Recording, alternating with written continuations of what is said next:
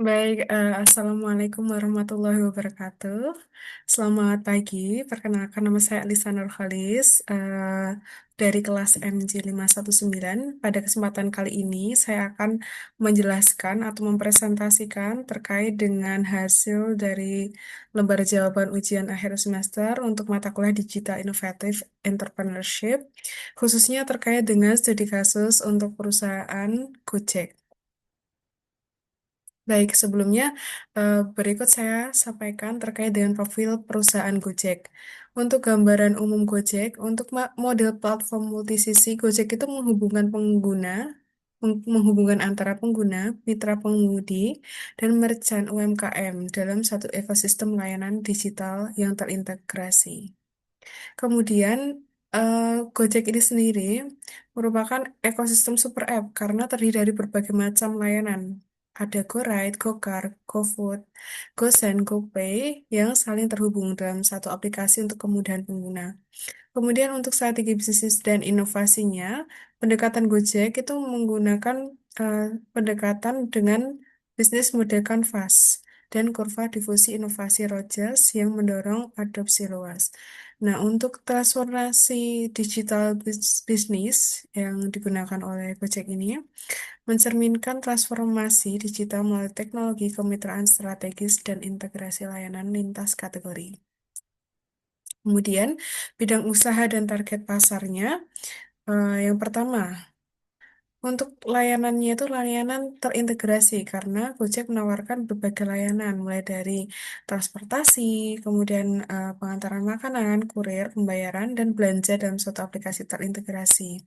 Untuk segmentasi pasarnya itu luas, mencakup masyarakat umum, kemudian pengguna transaksi digital, UMKM, dan mitra pengemudi dengan kebutuhan fleksibel.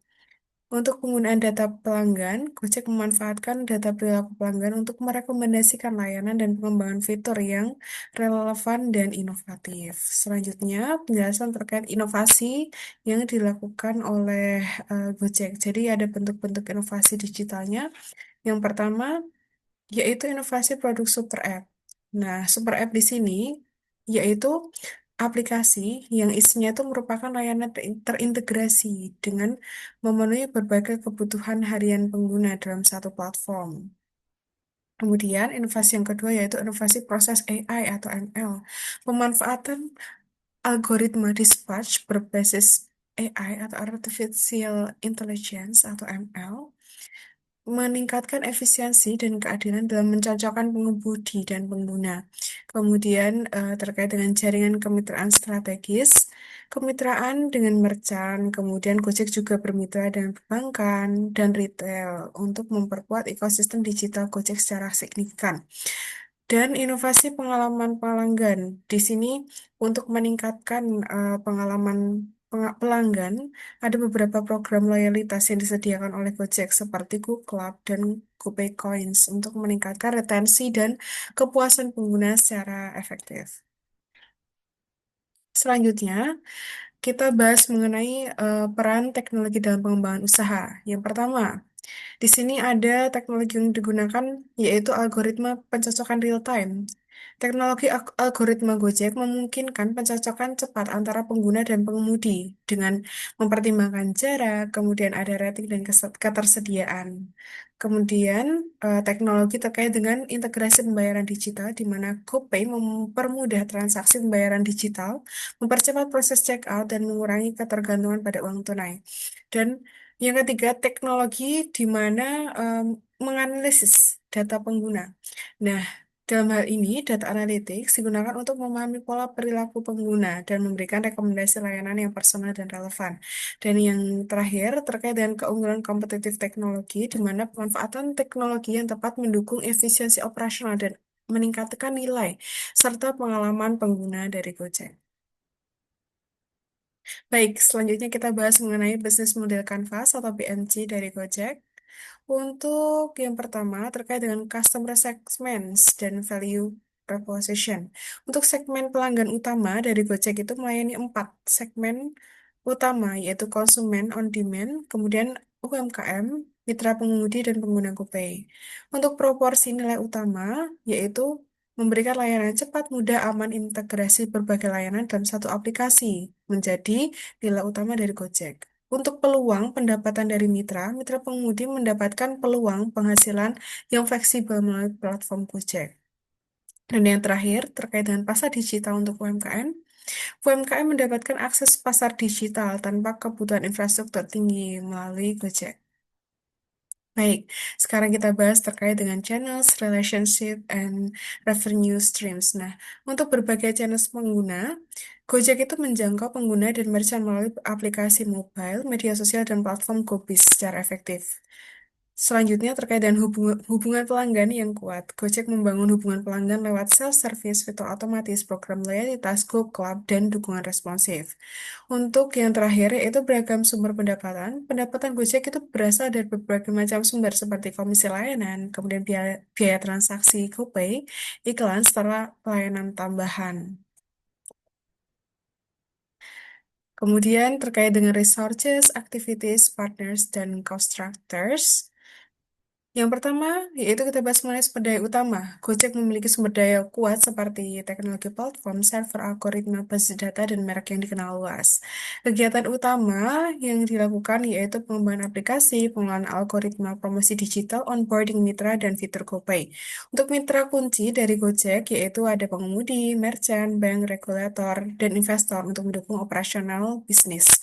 Struktur biaya yang mencakup teknologi pemasaran, insentif driver, operasional, dan biaya kemitraan yang strategis.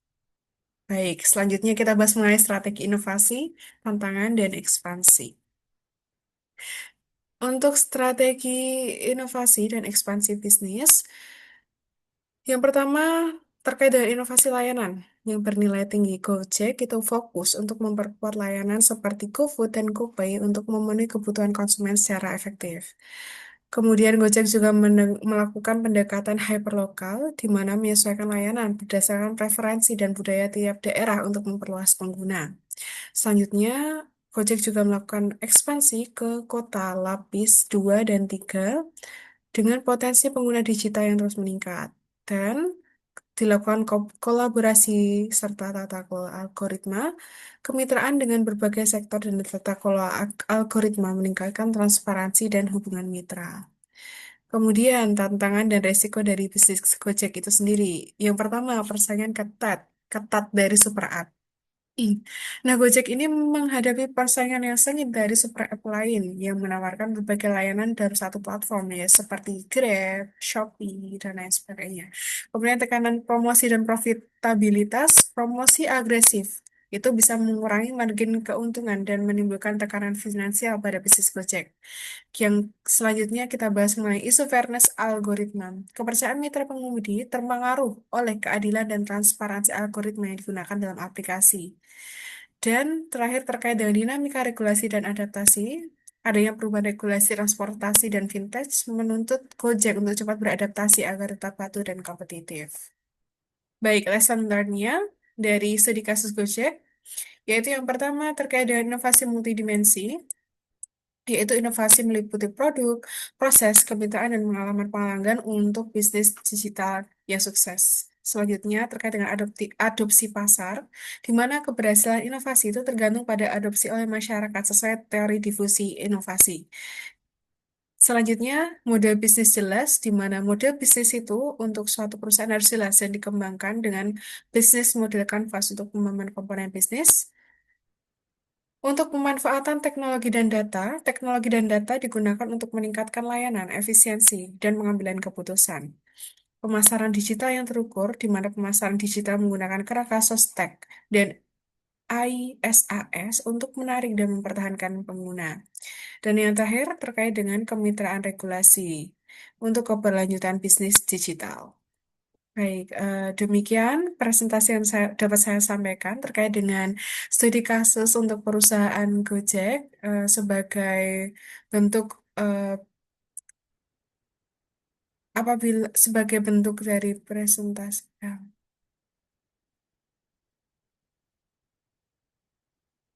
Terima kasih atas kesempatannya. Mohon maaf apabila ada kesalahan. Terima kasih. Ya.